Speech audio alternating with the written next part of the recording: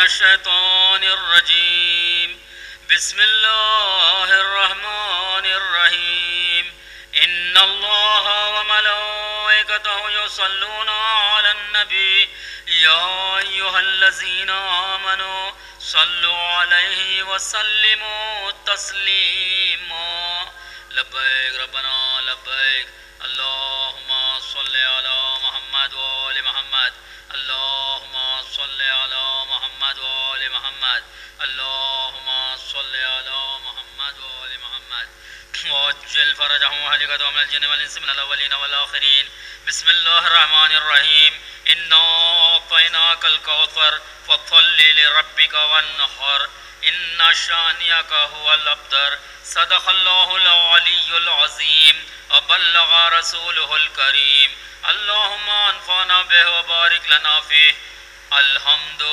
لله رب العالمين اللهم صل على محمد وآل محمد وعجل فرجهم بسم الله الرحمن الرحيم يا أيتها النفس المطمئنة ارجعي إلى ربك راضية مرضية فادخلي في عبادي وادخلي جنتي اللهم لعن قتلة الحسين عليه السلام وأولاده وصحابه وأنصاره أجمعين السلام على الحسين وعلى علي بن الحسين وعلى أولاد الحسين وعلى صحاب الحسين وعلى أنصار الحسين اللهم صل على محمد وآل محمد انشاءاللہ تسکین قلب اور خیر و برکت سے بہرامند ہوں گے. حدیث قصہ بسم اللہ الرحمن الرحیم عن جابر بن عبد الله الانصاری عن فاطمة الزہراء علیہ السلام بنت رسول اللہ صلی اللہ علیہ وآلہ قال سمعت فاطمة علیہ السلام انہا قالت دخل علی ابی رسول اللہ فی بعض الايام فقال السلام علیک یا فاطمة علیہ السلام فقلت علیک السلام قال انی اجد فی بدن ضعفا فقلت له اعوذ بالله یا ابتع من الضعف فقال یا فاطمة علیہ السلام ایتینی بالکساء الیمان وغطینی به فاتیته بالکساء الیمان وغطیته به وصرت انظر الیہ واذا وجهه يتلألأ كأنه البدر في ليلة تمامه وكماله اللهم صل على محمد وآل محمد وعجل فرجهم واهلكتهم من الجن والإنس من الأولين والآخرين فما كانت إلا ساعة وإذا بولدي الحسن عليه السلام قد أقبل وقال السلام عليك يا أمه فقلت عليك السلام يا خرة عيني وطمرة فؤادي فقال يا أمه إني أشم عندك رائحة طيبة كأنها رائحة جدي رسول الله صلى الله عليه وآله فقلت نعم إن جدك تحت الكساء فأقبل الحسن عليه السلام نحو الكساء وقال السلام عليك يا جدو يا رسول الله أتأذن لي أن أدخل معك تحت الكساء فقال وعليك السلام يا ولدي ويا صاحب حوض قد أذنت لك فدخل معه تحت الكساء اللهم صل على محمد وآل محمد وعجل فرجهم واهلكتهم من الجن والإنس من الأولين والآخرين فما كانت إلا ساعة وإذا بولدي الحسين عليه السلام قد أقبل وقال السلام عليك يا أمه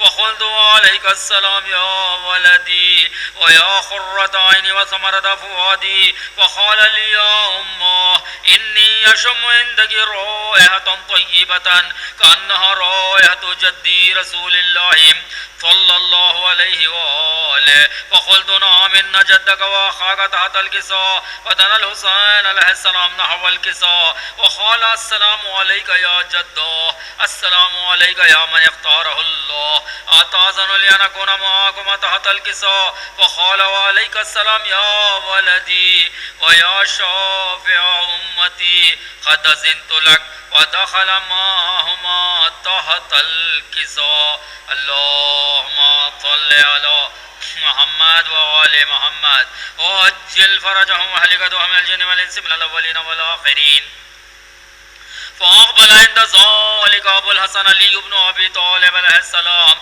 وقال السلام عليك يا بنت رسول الله صلى الله عليه وآله. فقلت وعليك السلام يا أبا الحسن ويا أمير المؤمنين. فقال يا فاطمة عليها السلام إني أشم عندك رائحة طيبة كأنها رائحة أخي وابن عم رسول الله صلى الله عليه وآله. فقلت نعم ها هو ما ولديك تحت الكساء. فأقبل علي عليه السلام نحو الكساء وقال السلام عليك يا رسول الله أتأذن لي أن أكون معكم تحت الكساء؟ قال له عليك السلام يا أخي ويا وطي وخليفتي وصاحب لواء قد أذنت لك. فدخل علي عليه السلام تحت الكساء. اللهم صل على محمد وآل محمد وعجل فرجهم وهلكتهم من الجن والإنس من الأولين والآخرين. ثم أتيت نحو الكساء وقلت السلام عليك يا أبتاه يا رسول الله أتأذن لي أن أكون معكم تحت الكساء؟ قال وعليك السلام يا بنتي ويا بضاعتي قد أذنت لك. فدخلت تحت الكساء. اللهم صل على محمد وآل محمد وعجل فرجهم. فلما اكتملنا جميعا تحت الكساء أخذ بي رسول الله بطرفي الكساء وأومى بيده اليمنى إلى السماء وقال اللهم إن هؤلاء أهل بيتي وخاصتي وهامتي لحمهم لحمي ودمهم دمي يؤلمني ما يؤلمهم ويحزنني ما يحزنهم. أنا حرب لمن حاربهم وسلم لمن سالمهم وعدو لمن عاداهم ومحب لمن أحبهم. إنهم مني وأنا منهم. فجل صلواتك وبركاتك ورحمتك وغفرانك ورضوانك علي وعليهم وأذهب عنهم الرجس وطهرهم تطهيرا. اللهم صل على محمد وآل محمد وعجل فرجهم. اور بی بی فاطمہ الزہرا سلام اللہ علیہا فرماتی ہیں جب ہم سب چادر میں اکٹھا ہو گئے تو میرے والد گرامی رسول اللہ صلی اللہ علیہ وآلہ وسلم نے چادر کے دونوں کنارے پکڑے اور دائیں ہاتھ سے آسمان کی طرف اشارہ کر کے فرمایا اے خدا یقیناً یہ ہے میرے اہل بیت علیہم السلام میرے خاص لوگ اور میرے حامی. ان کا گوشت میرا گوشت اور ان کا خون میرا خون ہے. جو انہیں ستائے وہ مجھے ستاتا ہے اور جو انہیں رنجیدہ کرے وہ مجھے رنجیدہ کرتا ہے. جو ان سے لڑے میں بھی اس سے لڑوں گا. جو ان سے صلح رکھے میں بھی اس سے صلح رکھوں گا. میں ان کے دشمن کا دشمن اور ان کے دوست کا دوست ہوں کیونکہ وہ مجھ سے ہیں اور میں ان سے ہوں. پس اے خدا تو اپنی عنایتیں اور اپنی برکتیں اور اپنی رحمت اور اپنی بخشش اور اپنے خوشنودی میرے اور ان کے لیے قرار دے. اللہم صلی علی محمد و آل محمد وعجل فرجہم. ان سے ناپاکی کو دور رکھ, ان کو پاک کر, بہت ہی پاک. اس پر خدائے بزرگ و برتر نے فرمایا اللہم صلی علی محمد و آل محمد وعجل فرجہم. فقال اللہ عز وجل یا ملائکت و یا سکان سماواتی انما خلقت سماء مبنیہ ولا ارض مدحیہ ولا قمرا منیرا ولا شمسا مضیہ ولا فلکا یدور ولا بحرا یجری ولا فلکا یسری الا فی محبت هؤلاء الخمسة الذین هم تحت الکساء. فقال الامین جبرائیل علیہ السلام یا ربی ومن تحت الکساء؟ وقال عز وجل هم اہل بیت النبوة ومعدن الرسالة هم فاطمة وابوها وبالها وبنوها. اللهم صل على محمد وآل محمد وعجل فرجهم وهلكتهم من الجن والإنس من الأولين والآخرين. فقال جبرائيل عليه السلام يا ربي أتأذن لي أن أهبط للأرض ليكون معهم سادسا؟ فقال قد أذنت لك. فهبط الأمين جبرائيل عليه السلام وقال السلام عليك يا رسول الله. العلي الأعلى يقرئك السلام ويخطك بالتحية والإكرام ويقول لك وعزتي وجلالي إنما خلقت سماء مبنية ولا أرض مدحية ولا قمرا منيرا ولا شمسا مضية ولا فلكا يدور ولا بحرا يجري ولا فلكا يسري إلا لأجلكم ومحبتكم وقد أذن لي أن أدخل معكم فهل تأذن لي يا رسول الله؟ فقال رسول الله صلى الله عليه وآله وعليك السلام يا أمين وحي الله إنه نعم قد أذنت لك. فدخل جبرائيل عليه السلام معنا تحت الكساء. اللهم صل على محمد وآل محمد وعجل فرجهم وحشرنا معهم. فقال لأبي إن الله قد أوحى إليكم يقول إنما يريد الله ليذهب عنكم الرجس أهل البيت ويطهركم تطهيرا. اللهم صل على محمد وآل محمد وعجل فرجهم. وقال علي عليه السلام لأبي يا رسول الله أخبرني ما لجلوسنا هذا تحت الكساء من الفضل عند الله. فقال النبي صلى الله عليه وآله والذي بعثني بالحق نبيا واصطفاني بالرسالة نجيا ما ذكر خبرنا هذا في محفل من محافل أهل الأرض وفيه جمع من شيعتنا ومحبينا إلا ونزلت عليهم الرحمة وحفت بهم الملائكة واستغفرت لهم إلى أن يتفرقوا. فقال علي عليه السلام إذا والله فزنا وفاز شيعتنا ورب الكعبة. فقال ربي رسول الله صلى الله عليه وآله يا علي عليه السلام والذي بعثنا بالحق نبيا واصطفاني بالرسالة نجيا ما ذكر خبرنا هذا في محفل من محافل أهل الأرض وفيه جمع من شيعتنا ومحبينا وفيهم مهموم إلا وفرج الله همه ولا مغموم إلا وكشف الله غمه ولا طالب حاجة إلا وخزى الله حاجته. فقال علي عليه السلام إذا والله فزنا وسعيدنا وكذلك شيعتنا فازوا وسعيدوا في الدنيا والآخرة ورب الكعبة.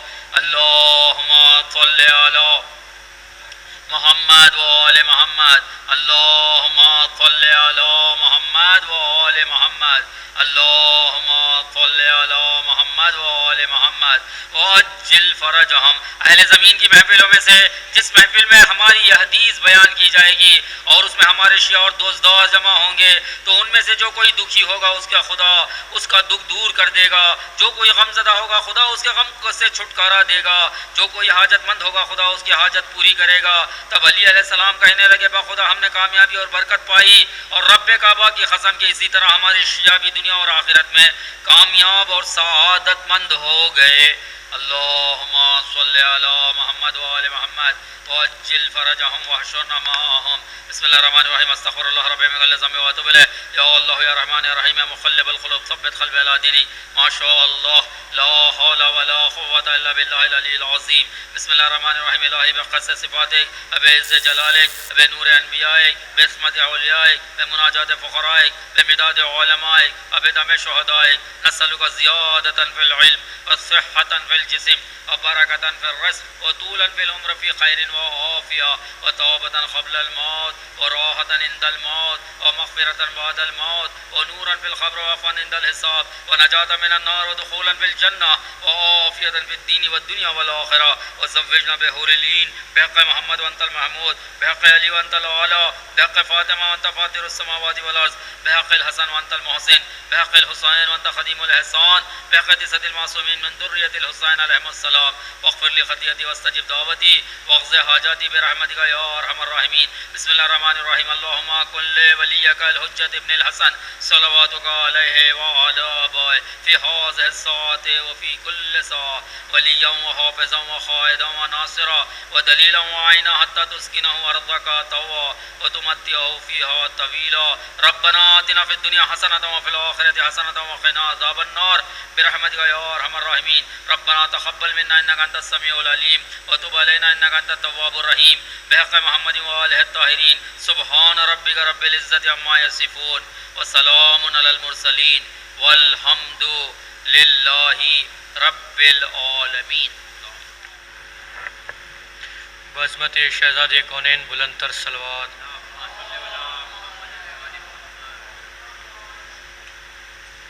میں خاک کربلا ہوں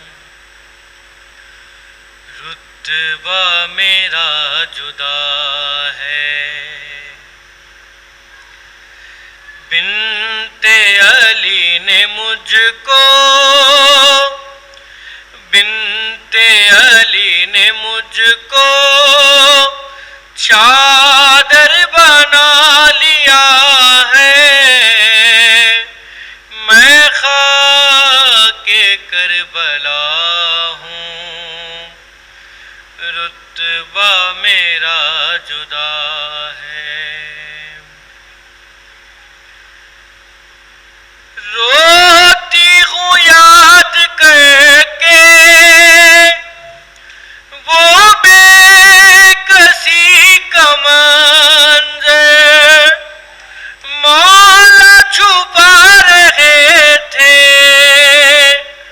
مجھ میں جو لاش اصغر، اس دن سے آج تک نہ مجھ کو سکون ملا ہے، میں خاک کربلا ہوں،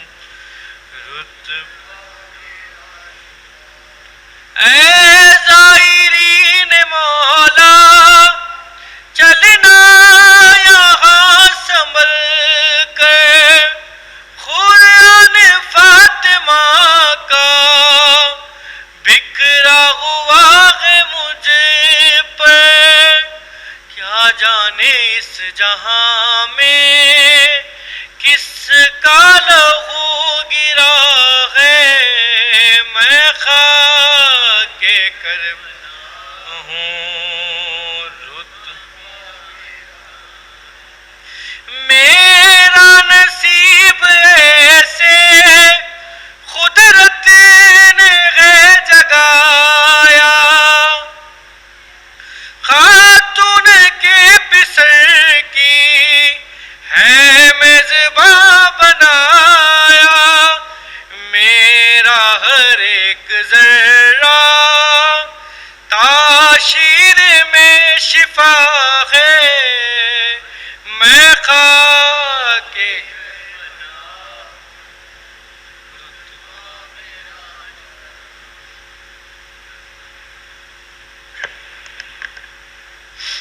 پر محمد وآل محمد صلوات۔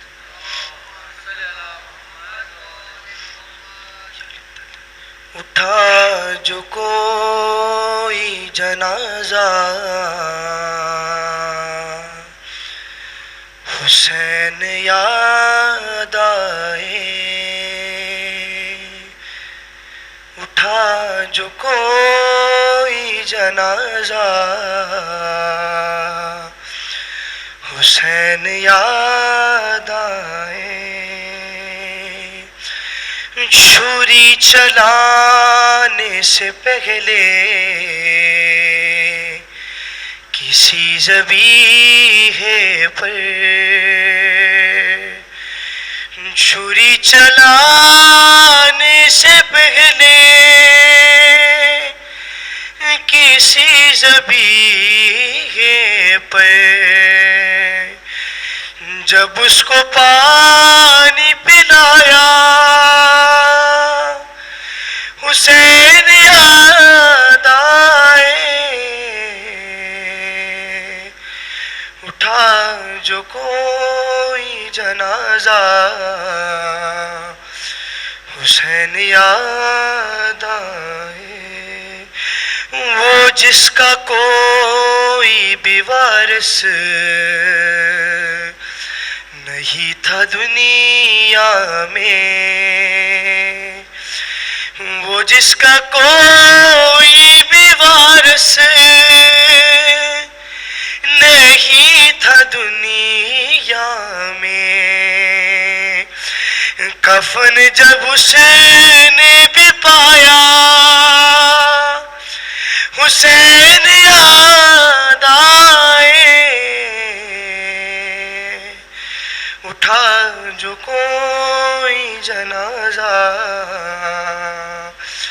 حسین یاد آئے، نظر میں پڑ گیا کڑیل جوان کا لاشا، نظر میں پڑ گیا کڑیل جوان کا لاشا کسی نے باندھا جو صحرا حسین یاد آئے اٹھا جو کوئی جنازہ حسین یاد پکڑ کے باپ کا دامن کسی بھی بچی نے پکڑ کے باپ کا دامن کسی بھی بچی نے نہ جائے بابا جو بولا حسین یاد آئے اٹھا جو کوئی جنازہ حسین یاد آئے خوشی کہاں ہوئی صغرا کا درد اور بڑا خوشی کہاں ہوئی صغرا کا درد اور بڑا جو چاند عید کا دیکھا حسین یاد آئے اٹھا جو کوئی جنازہ حسین یاد آئے اٹھا جو کوئی جنازہ حسین یاد آئے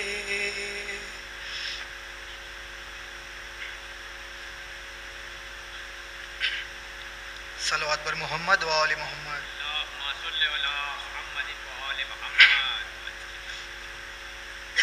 اسیروں کا زمانے میں کوئی پرسا نہیں ہوتا کہ گھر جلتے ہیں اور بجھنے کا کوئی سامان نہیں ہوتا اسیروں کا زمانے میں کوئی پرسا نہیں ہوتا نہ ہوتی جان لیوا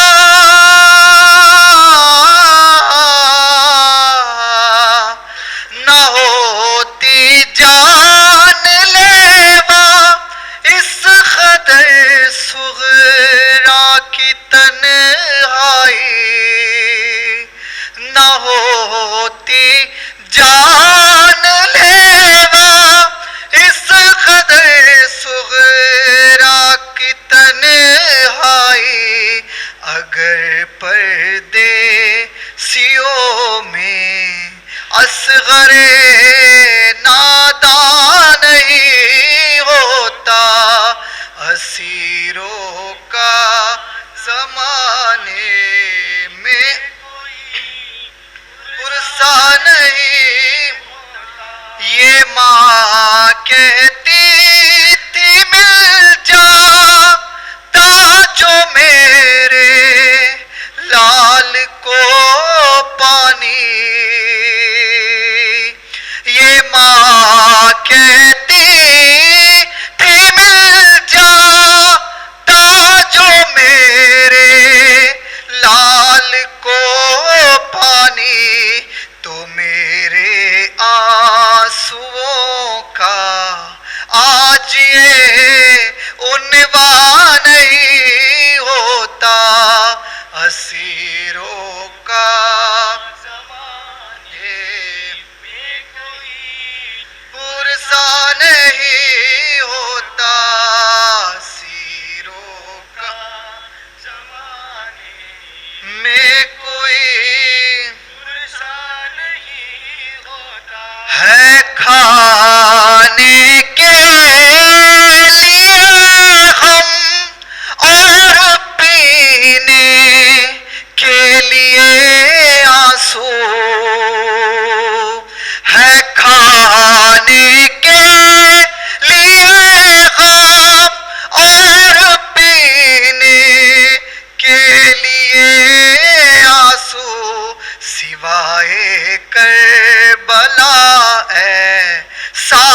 کوئی مہمان نہیں ہوتا اسیروں کا زمانے میں کوئی پرسا نہیں ہوتا اسیروں کا زمانے میں کوئی پرسا نہیں ہوتا میرے مالک گواہی کون دیتا تیرے ہونے کی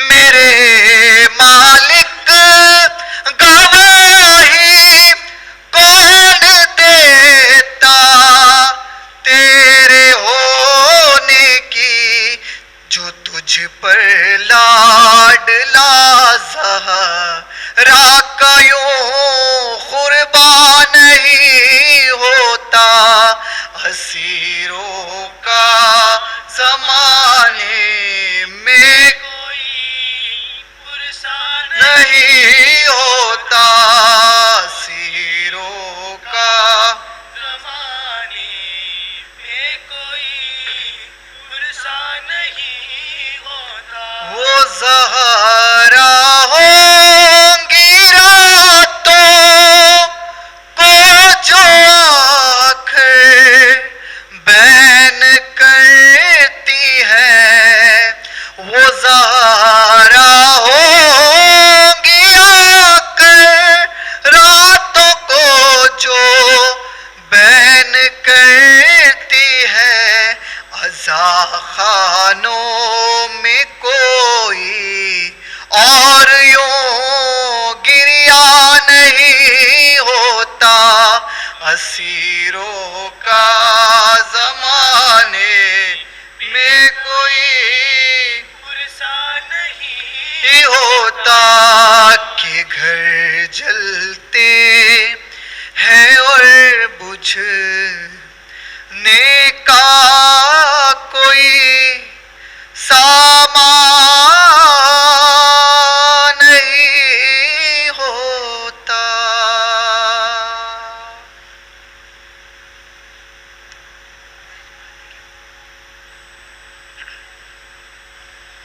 فاتحہ.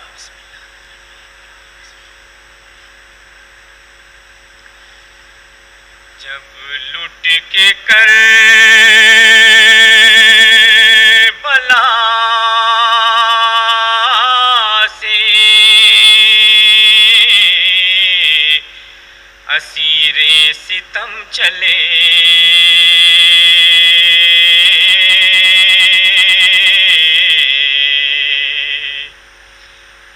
جب لٹ کے کربلا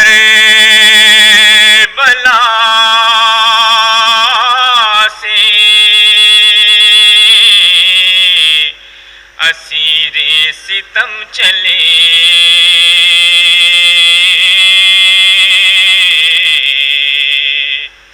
سجاد سر برہے نبا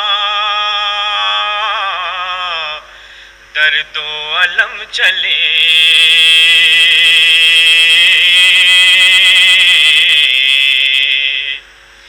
روتے سروں کو پیٹتے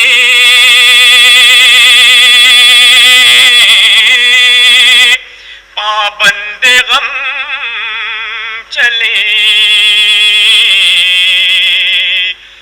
زینب نے لاش شہ سے کہا بھائی ہم چلے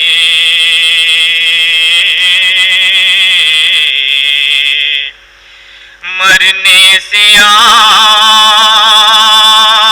کے میں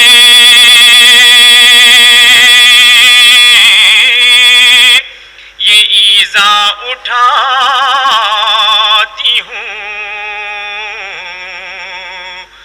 دربار میں یزید کے سر ننگے جاتی ہوں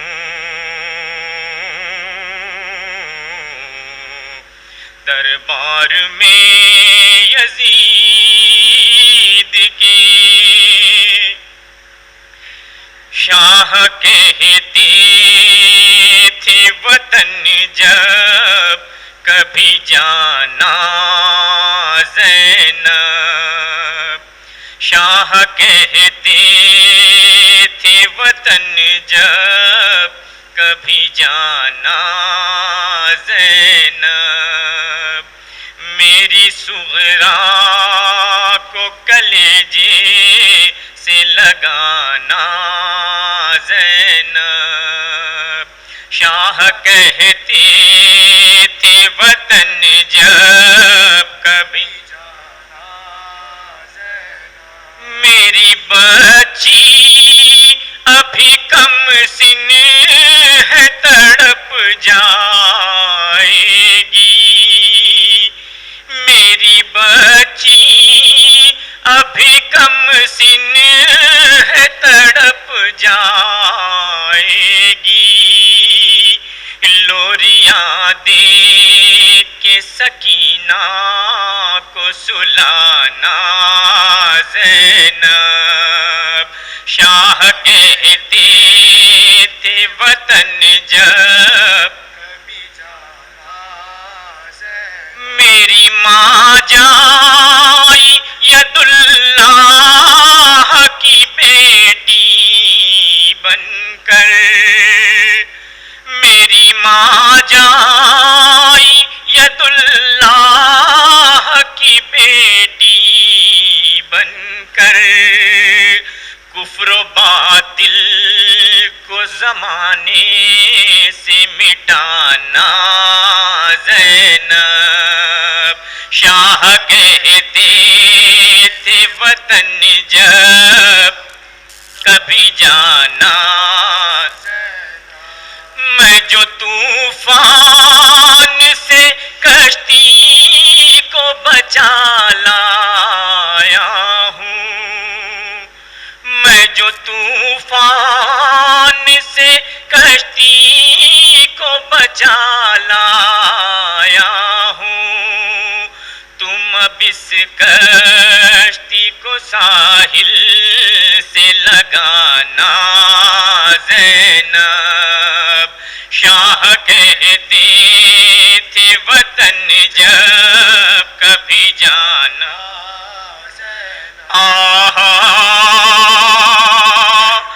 ہے میرے مسافرے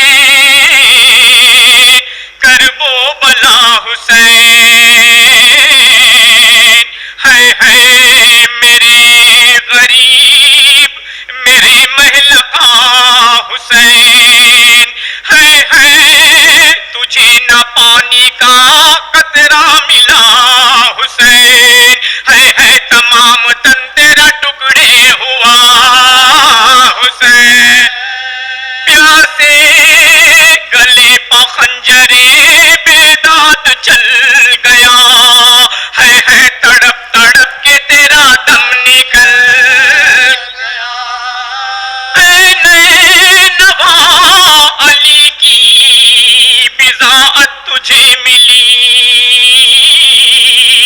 اے کربلا خدا کی امانت تجھے ملی، اے خاک میری ماں کی ریاضت تجھے ملی، لے اے زمین شمع امامت تجھے ملی، دامن تیرا بھرا میری کھیتی اجڑ گئی، سرحد میں تیرے بھائی سے زینب بچھڑ گئی، یہ کہہ کے سر کو پیٹ کے روئی وہ دل جلی، آ کر نجف سے حال میرا دیکھو یا علی، گردن رسن میں آپ کی بیٹی کے ہے بندھی، کہتی یہ ماریا سے وہ با چشمے تر چلی، ہے میں کربلائے مولا میں لٹ گئی، پردیس میں میاں کے برادر سے چھوڑ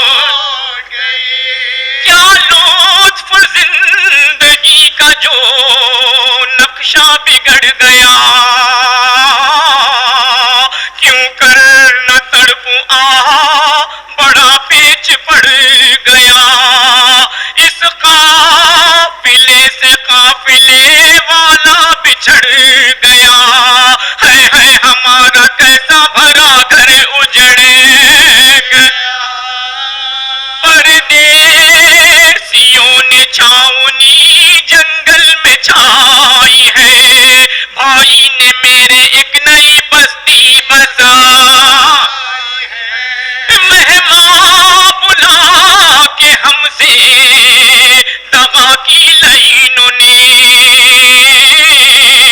کیا کیا نہ ہم پجورو جفا کی لائنوں نے کچھ بھی ذرا نہ شرم و حیا کی لائنوں نے گردن قضا سے شے کی جدا کی لائنوں نے خیمے جلا کے اہل ستم شاد ہو گئے خیمے جلا کے اہل ستم شاد ہو گئے ہم کربلا میں آن کے برباد ہو ہم کربلا میں آن کے برباد ہو گئے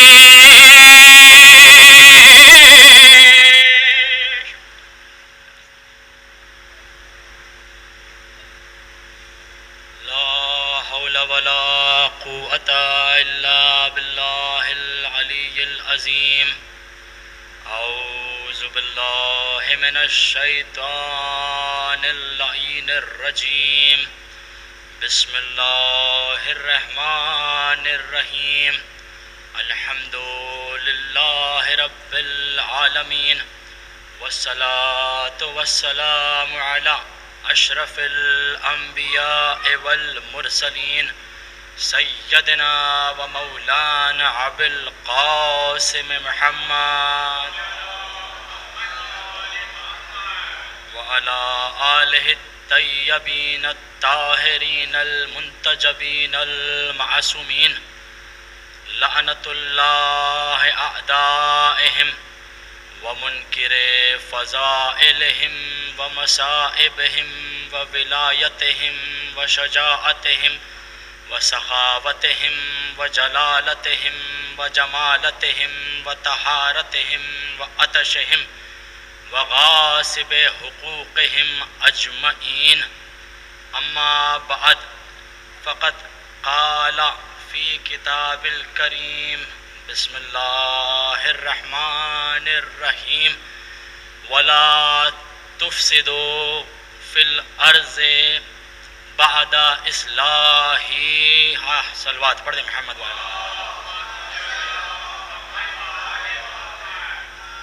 عزیزان گرامی دوستان عزیز محبان آل محمد و سوگواران مظلوم کربلا الحمدللہ یہ آپ کے سامنے میری دوسری پیشکش ہے کہ جس میں پھر میں ایک عبادت عظیم کے ذریعے آپ سے رابطہ پیدا کر رہا ہوں اور الحمدللہ یہ شرف ہر کسی کی قسمت میں نہیں ہوتا کیونکہ ہم اور آپ جیسا کہ میں اکثر فرماتا ہوں کہ ہم اور آپ اس فرش عزا پر چل کے نہیں آتے ہم کو یہاں بلایا جاتا ہے تو ہم آتے ہیں یہ کیونکہ اگر پیدل چل کر کسی جگہ پر آنا ہوتا اور ہر انسان کے ذہن میں یہ ہوتا کہ یہاں ایک اچھا کام کیا جاتا ہے تو ہر انسان چل کے آتا لیکن جس کی قسمت میں شہزادی فرش عزا لکھ دیتی ہیں وہی اس فرش عزا پر آتا ہے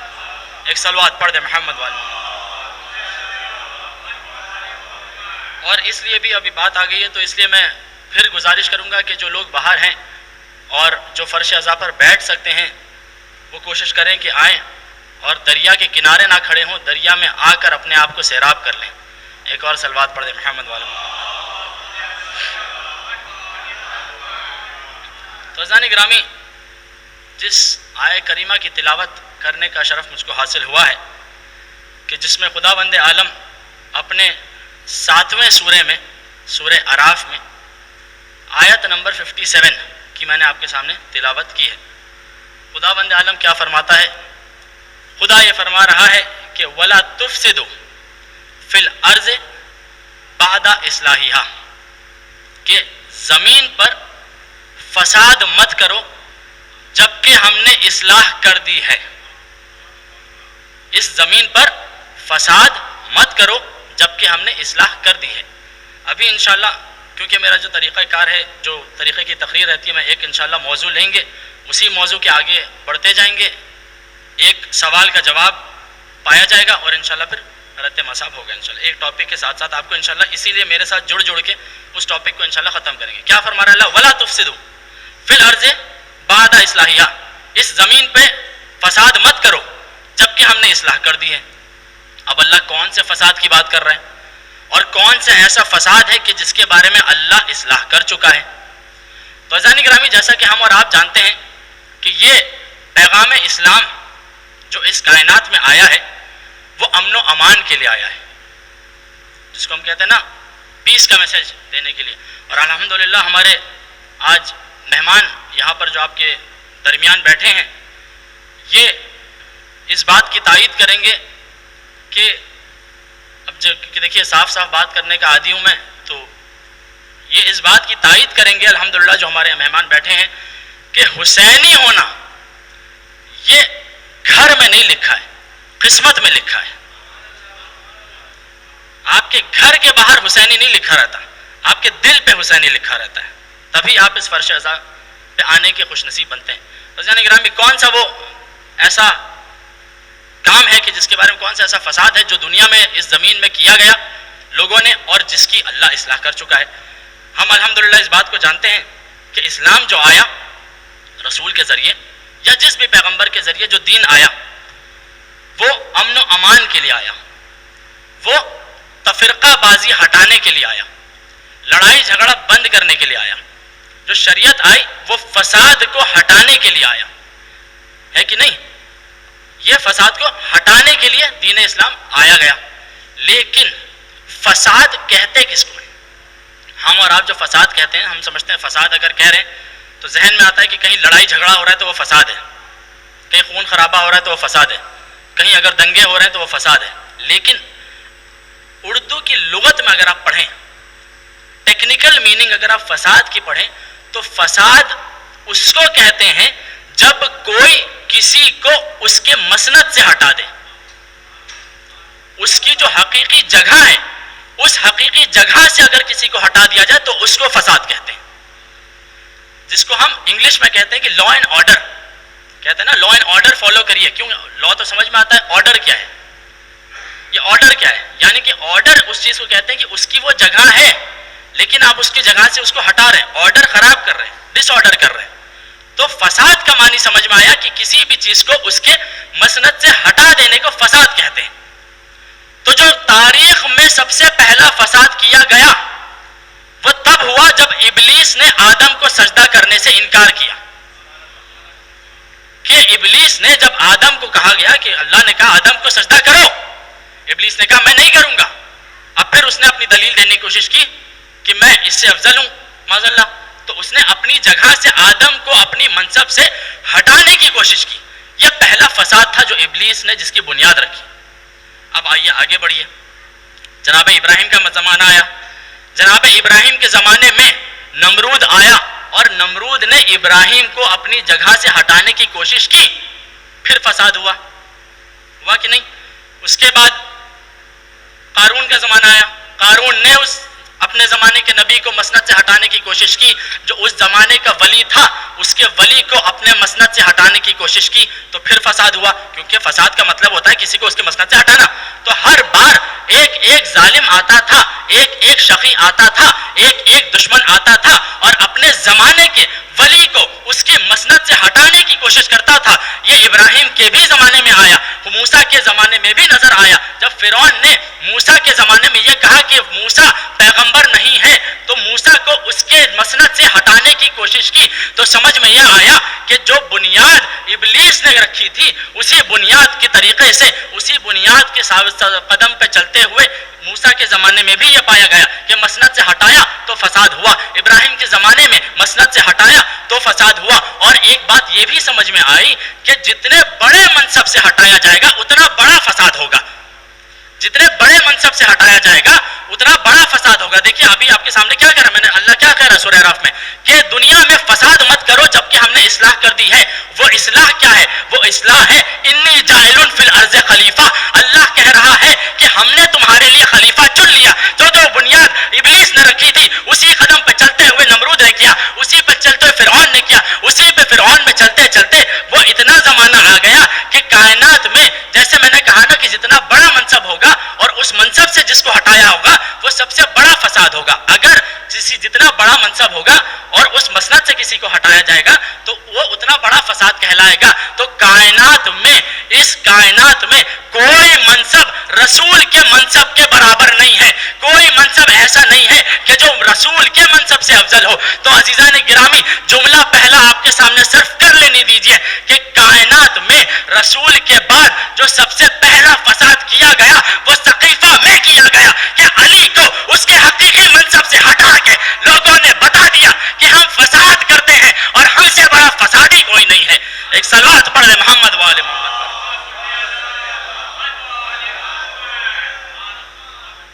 تو اگر کسی کو آپ اس کے حقیقی منصب سے ہٹائیں گے، حقیقی منصب سے، حقیقی منصب سے، یہ نہیں کہ آپ کسی کو اس کے منصب سے ہٹا دے رہے ہیں کیونکہ اللہ نے اس کی قسمت میں وہ اتنا اہل و اہل، وہ اتنا اپنے آپ کو اس لائق ہی نہیں ہے کہ وہ اس منصب پہ بیٹھے، تب آپ ہٹا رہے ہیں تو وہ الگ بات ہے. کیونکہ جناب مختار نے یہی کیا تھا ابن زیاد کو ہٹا کے نا، کہ اگر حقیقی منصب سے ہٹایا جا رہا ہے تو یہ فساد کہلاتا ہے. تو فساد کا آپ لغت میں معنی جا کر دیکھیے. اور امن و امان کا جو معنی ہے لغت میں وہ یہ ہے کسی بھی چیز کو اس کی اپنی جگہ پہ رکھنا، یہ ہے امن کی تعریف. اور فساد کی تعریف ہے کسی کو اس کی مسند سے ہٹا دینا. تو کائنات میں عزیزان گرامی ابلیس نے فساد کیا، نمرود نے فساد کیا، فرعون نے فساد کیا، لیکن جو کائنات کا سب سے بڑا فساد ہوا تھا وہ سقیفہ میں خلیفہ بنا کر کیا گیا تھا.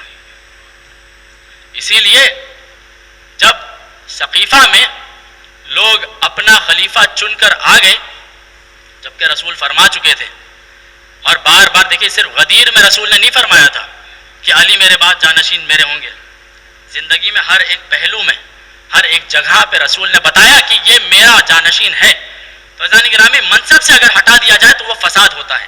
اسی لیے میرے مولا کائنات کے پاس جب رسول کا جنازہ اٹھایا گیا اور لوگ نہیں پائے گئے، رسول کی تدفین کے بعد جب لوگ سقیفہ میں خلیفہ بنا کر آ گئے تو میرے مولا نے لوگوں سے سوال کرنا شروع کیا. اور سنیے عزیزان گرامی تقریباً کتاب میں 70 سوال علی نے کیے ہیں لوگوں سے، 70 سوال.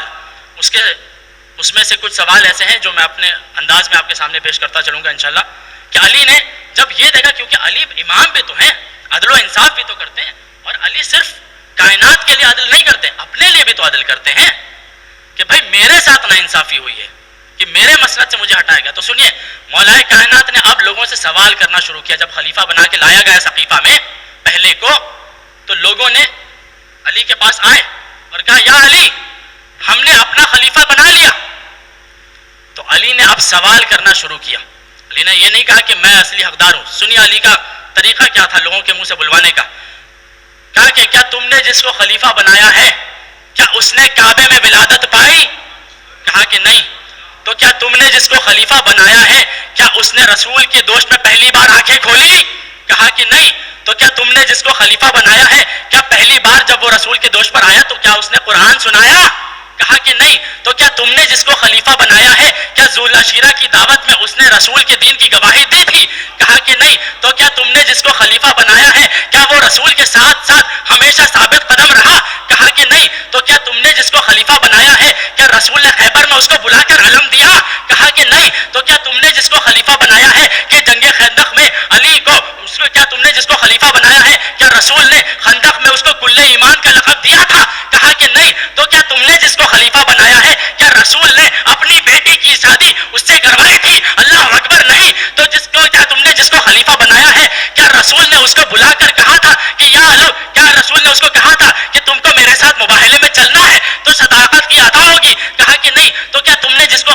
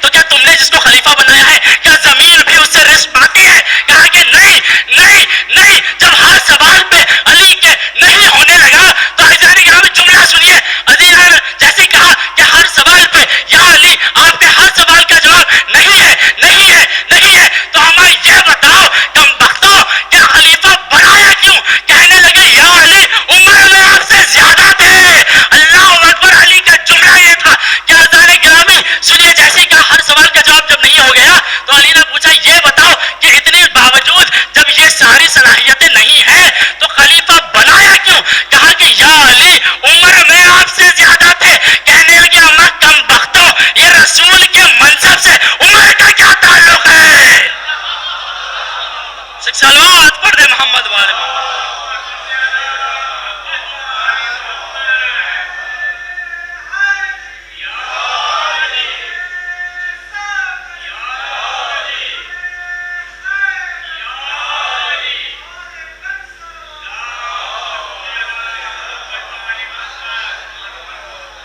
یہ سوالات پیش کیا علی نے کہ کیا اس میں سے کوئی بھی ایک اگر صلاحیت رکھتا ہے وہ، تو کہا کہ یا علی عمر میں آپ سے زیادہ تھے. کہا کہ اما جاہلوں، رسول کے منبر کا عمر سے کیا تعلق؟ دیکھیں میں تو ایج کی بات کر رہا ہوں، اب آپ پتہ نہیں کیا سمجھ رہے ہیں. ایک اور صلوات پڑھ دیں محمد والے محمد پر. بھائی میں تو اس حیات کی بات کر رہا ہوں، ایج کی بات کر رہا ہوں، اب آپ جو جانے آپ کی ذمہ داری. فضان گرامی، دشمن بھی یہ جانتا تھا کہ اگر کوئی اس مسند کا حقیقی حقدار ہے تو وہ علی ابن ابی طالب کے علاوہ کوئی بھی نہیں ہے. اور ہر گھڑی ہر جگہ یہ ہر مرحلے پہ پایا گیا کہ لوگوں نے یہ دیکھا، جانتے تھے، جو خود رسول کی مسند پہ بیٹھا کرتے تھے وہ خود جانتے تھے کہ اس مسند کے حقیقی حقدار علی ہیں. لیکن جب خون میں ہی غصب کرنا ہے تو اب ہم کیا کر سکتے ہیں؟ خون میں ہی چوری ہے. مثال جیسے ہمارے ضمیر اختر صاحب کا جملہ ہے کہ چوری پر چوری، چوری پر چوری، اور چوری کے بعد پھر سینہ زوری. فضان گرامی، دشمن بھی یہ جانتا تھا. ایک واقعہ آپ کے سامنے پیش کر دوں اور انشاءاللہ پھر رد مصائب، کہ ہر شخص کائنات کا یہ جانتا تھا کہ اگر کوئی حقیقی خلیفہ ہے تو علی کے علاوہ کوئی بھی نہیں ہے. اسی لیے آپ دیکھیں آج بھی اگر جو آرٹیکلز آ رہے ہیں، انگریز ایک یوروپین شاید کوئی رائٹر ہے، اس نے لکھا ہے کئی سال پہلے وہ کتاب لکھی ہے کہ کائنات میں علی کی حکومت جیسی کوئی حکومت ہی نہیں تھی، کیونکہ یہ وہ زمانہ تھا کہ جس میں کوئی بھی شخص بھوکا نہیں سویا. اور اس سے پہلے کی اگر آپ حکومت دیکھیے، خلافت دیکھیے، تو کتنے لوگوں میں غربت نظر آتی تھی، کتنے لوگوں میں بھوک نظر آتی تھی، کتنے لوگوں میں مسکینی نظر آتی تھی. تو علی کو، اور یہ میرے مولا کا ہی کرم تھا کہ صرف وہی اس طریقے کی حکومت کو سنبھال سکتے تھے. کیونکہ جس طریقے سے علی کو جب حکومت دی گئی نا عزادارو، جب علی کو حکومت دی گئی ہے تو جانتے ہیں کس طریقے سے دی گئی ہے. اب یہاں پہ اگر جو لوگ ایسے سمجھ سکتے ہیں کہ ٹیکنیکل وے میں اگر بولا جائے تو اکانومی اور جو انفلیشن تھا وہ اتنا بڑھا چکے تھے اور اکانومی اتنا گرا چکے تھے اس زمانے میں، لوٹ کے باغ فدق کو، چاہے وہ جو بھی طریقے سے تھا، ہر مال کو، ہر زر کو اتنا لوٹا تھا کہ لوگ غریب ہو گئے تھے، اور جو امیر تھے وہ امیر ہوتے گئے، جو غریب تھے وہ اور غریب ہوتے گئے. بنی امیہ نے اتنا لوٹا ہے اور لوٹ کے صرف اپنے گھر والوں کو رکھا. اور اس کے بعد علی کو کہا کہ اب آپ خلافت سنبھال لیجئے. اسی لیے میرے مولا نے خطبہ شخشقیہ میں، آپ انشاءاللہ پڑھیے گا، ابھی وقت نہیں ہے انشاءاللہ، اس کے موقع نہیں ہے پڑھنے کا، کہ مولا نے کیسے خطبہ شخشقیہ میں بتایا ہے کہ کس طریقے سے، کس حال میں یہ خلافت مجھ کو دی گئی. فرماتے ہیں کہ یہ اس اونٹ کے لگام کی طرح تھی یہ حکومت، کہ اگر میں کھینچتا تو اس کے دہن کٹ جاتا، اور اگر چھوڑ دیتا تو یہ اونٹ بے تحاشا بھاگتا. اس کے بیچ میں، اس کے درمیان مجھ کو یہ حکومت سنبھالنی تھی. تو اچانک ابھی واپس اپنے موضوع پہ آتا ہوا کہ ہر شخص کو، ہر انسان کو اس بات کا علم تھا کہ حقیقی حقدار خلافت کے علی ابن ابی طالب ہیں. سنیے واقعہ آپ کے سامنے پیش کرتا ہوں. خلیفہ دوم کا دور چل رہا تھا، دوسرے خلیفہ کا دور چل رہا تھا. ایک شخص لایا گیا، ہاتھ میں ہتھ کڑی باندھ کے، زنجیر باندھ کے لایا گیا. اب انہوں نے جب دیکھا، دوسرے خلیفہ نے جب دیکھا کہ لائے گئے ہیں تو پوچھا بھائی کیا ہے، مسئلہ کیا ہے؟ تو کہنے لگے کہ جناب یہ چوری کا اپنے اوپر الزام لے رہا ہے، یہ دعویٰ کر رہا ہے کہ اس نے چوری کی ہے.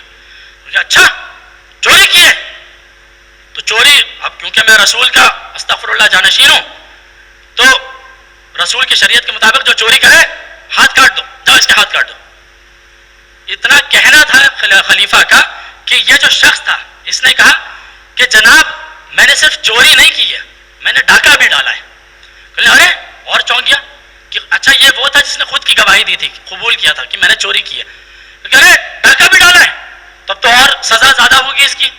کہا کہ جی میں نے صرف ڈاکہ نہیں ڈالا ہے، میں قاتل بھی ہوں. اور چونک گیا خلیفہ. کہا کہ اس نے چوری کی ہے، ڈاکہ ڈالا ہے، قتل کیا ہے، جاؤ سیدھے، میں رسول کی شریعت کے مطابق بتا رہا ہوں کہ جا کے اس کے سر قلم کر دو. اتنا کہنا تھا. اس نے کہا کہا کہ ٹھیک ہے.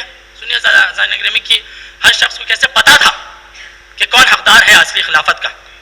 اب اس کو لایا گیا کہ بھائی اس کا سر جو ہے قلم کر دو. اور اب پہلی بار کیونکہ ان کے ہاتھ میں طاقت آئی تھی تو یہ چاہتے تھے کہ لوگ ان کو گھیریں اور لوگ دیکھیں کہ ہم نے فیصلہ کیا علی کے بغیر. ان کا کوئی حقیقی حق کا فیصلہ سوائے علی کے موجودگی کے ہو نہیں پاتا تھا.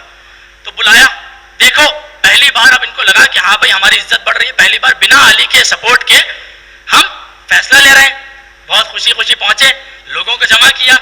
جب مدینے کے لوگ جمع ہوئے, عرب کے سارے لوگ جمع ہو گئے, کہا کہ دیکھو یہ خود اقرار کر رہا ہے کہ اس نے چوری کی ہے, اقرار کر رہا ہے کہ ڈاکہ ڈالا ہے, خود اقرار کر رہا ہے کہ اس نے قتل بھی کیا ہے. تو اب ہم نے شریعت کے مطابق فیصلہ کر لیا کہ اس کا سر تن سے جدا ہو جائے گا. کہا کہ ٹھیک ہے, اس کا تن سے سر جدا کر دو.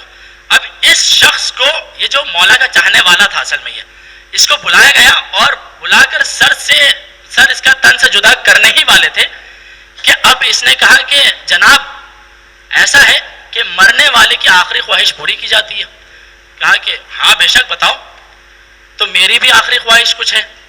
بتاؤ جلدی سے تمہاری خواہش پوری کریں اور قتل کریں تم کو. تو اس نے کہا کہ مجھ کو پانی کا ایک کوزہ لا کر دے دیجئے, مجھ کو پانی کا ایک کوزہ لا کر دے دیجئے. کہا کہ ٹھیک ہے لاؤ پانی کا کوزہ دو, اس کو پلا دو. اس نے کہا کہ پانی کا کوزہ لایا جائے. جیسے پانی کا کوزہ اس کے ہاتھ میں آیا, اس نے یہ پانی کے کوزے کو اوپر دکھا کر خلیفہ سے پوچھا دوسرے کہ جناب وعدہ کریے کہ جب تک میں اس کوزے کا پانی نہ پی لوں آپ مجھے قتل نہیں کریں گے. جب تک میں اس کوزے کے پانی کو نہ پی لوں آپ مجھے قتل نہیں کریں گے. تو کہا کہ ہاں ٹھیک ہے قتل نہیں کریں گے, پانی پی لو. کہا کہ وعدہ کریے کہ جب تک میں اس کوزے کا پانی نہ پی لوں آپ مجھے قتل نہیں کریں گے. کہا کہ ہاں بھائی وعدہ کیا, زبان دی, لوگوں کے سامنے ثبوت رکھ کے ہم نے کہہ دیا, یہ سارے لوگ گواہ ہیں. تو کہا کہ نہیں, اب لوگوں کے سامنے زبان دیجیے اور اپنی زبان پہ برقرار رہیے کہ جب تک میں اس کوزے کا پانی نہ پی لوں آپ مجھے قتل نہیں کریں گے. اس نے کہا ہاں ہم نے لوگوں کو گواہ بنا کے زبان دے دی, ابھی اتنا کہنا تھا کہ اس نے کوزے کو اٹھایا, پلٹ کے سارا پانی زمین پر گرا دیا. کوزے کو پلٹا اور کوزے کا پانی زمین پر گرا دیا. اور کیونکہ زمین کی ریت اتنی گرم تھی کہ پانی خشک ہو گیا. اب پانی لایا تو جائے کیسے؟ تو اس نے کہا اب یہ اتنا ذہین تو تھا نہیں, کہا کہ ارے بھائی دوسرا کوزہ لاؤ, اس کو پانی پلاؤ قتل کرو. کہ نہیں, آپ نے کہا تھا, تو نے کہا تھا کہ جب تک میں اس کوزے کا پانی نہ پی لوں تو مجھے قتل نہیں کرے گا. اب اس کوزے کا پانی ہے نہیں. تو اب یہ پھر چونکا. اس نے کہا چلو بھائی اب کیا کیا جائے. لوگوں کو اگر اکیلے میں ہوتا تو قتل کر دیتے, لیکن لوگوں کے سامنے بے عزتی ہو جائے گی. ہم نے زبان دے دی ہے, ہم نے گواہ رکھ کے جو ہے ہم نے زبان دے چکے, وعدہ کر دیا ہے. اب کیا کیا جائے, مکر جائیں گے تو بے عزتی ہو جائے گی. کہا کہ جناب, کسی نے کہا کہ پھر انہی کو بلائیے جو ہمیشہ آپ کی مدد کرتے آئے ہیں, انہی کو بلائیے جن کے سہارے ہمیشہ آپ کے فیصلے ہوئے کرتے تھے. اور دیکھیے ایک بات یاد رکھیے, لوگوں نے, دنیا نے فساد کیا علی کو مسند سے ہٹا کے. یہ دنیا کے لوگ تھے, مگر اللہ کے لوگ نے دنیا کا امن و امان رکھنے کے لیے ہمیشہ فیصلے اپنے دیے. یہ علی جو ہم کہہ دیتے ہیں کہ مولا نے جو ہے ان کی مدد کی تھی, تو آپ کیوں ان کو برا بھلا کہتے ہیں؟ ان کی مدد نہیں کی تھی, یہ فساد کو چھپا کر امن و امان کو برقرار رکھنے کے لیے کیا جاتا تھا کہ اگر یہ نہ کریں گے تو عرب میں اور تفرقہ بازی ہوگی اور فساد ہوگا. فضان گرامی کیا کیا اس نے, پانی زمین پر پھینک دیا. اب کیا کیا جائے بھائی؟ ٹھیک ہے بھائی بلا لو ان کو جو ہمیشہ سے مدد کرتے آئے. بلائے, جناب سلمان پہنچے, جناب سلمان کے پاس آیا, کہا کہ سلمان علی کو ذرا سے بلا لو. کہا کہ کیوں؟ کہا کہ وہ ہمیشہ وہ پھنس گئے ہیں ہمیشہ کی طرح اپنی فیصلہ دینے میں. کہا کہ ٹھیک ہے, ماجرا کیا ہوا؟ مولا کائنات آئے. جب آئے لوگوں کے سامنے تو کہا کہ کیا ہوا بھائی؟ کہا کہ یا علی, اس سے ہم نے وعدہ کیا تھا کہ جب تک یہ اس کوزے کا پانی نہ پی لے تب تک ہم اس کو قتل نہیں کریں گے, اور اس نے حرکت یہ کی کہ اس کے پانی الٹ کے زمین پر خشک کروا دیا. اب ہم وہ پانی لا نہیں سکتے, اور شرعی طور پہ ہم نے زبان دے دی, وعدہ کر دیا, تو ہم قتل بھی نہیں کر سکتے. کیا جائے تو کیا کیا جائے؟ سنیے اذان گرامی, اب یہاں پر روک کے میں آپ کے سامنے ایک مثال دیتا چلوں. اب کیا جائے تو کیا کیا جائے؟ مٹی نے پانی کو جذب کر لیا, مثال دیتا چلوں آپ کے سامنے کہ اگر آپ میرے گھر مہمان آئے اور آپ کے ساتھ آپ کا بیٹا بھی آئے، آپ میرے گھر پہ مہمان بن کر آئے، آپ نے بیٹے کو لے کر آئے، اور آپ کا بیٹا، آپ اور میں گفتگو کر رہے ہیں امین بھائی، اور آپ کے بیٹے نے جو ہے میری کوئی قیمتی چیز گھر سے لے لی، چھوٹا سا بچہ مان لیا نادان ہے، اب میں اس سے مانگ رہا ہوں کہ بیٹا میری چیز واپس دے دو، تو وہ نہیں دے گا، بچہ ہے بھائی کیوں دے گا؟ لیکن باپ اگر کہے تو بچہ دے دے گا، جو پہنچ گئے سلام ان کے ذہنوں پر، اگر باپ حکم دے تو بیٹا ضرور مانتا ہے۔ یہاں پر جیسے ہی تراب نے پانی کو خشک کیا، ادھر ابو تراب آئے، ابو تراب کا آنا تھا، اشارہ کرنا تھا، پانی چھلک کے کوزے میں واپس آیا، ادھر پانی کا چھلکنا تھا، کوزے میں واپس آنا تھا، تو ادھر اس مجرم نے کہا نہ میں نے کوئی چوری کی ہے، نہ میں نے کوئی ڈاکہ ڈالا ہے، نہ میں نے کوئی قتل کیا ہے، نہ میں نے کوئی جرم کیا ہے، میں بس بتانا یہ چاہتا تھا کہ اس خلیفہ کی خلافت کا حقدار کون ہے۔ صلوات پڑھ دے محمد والے۔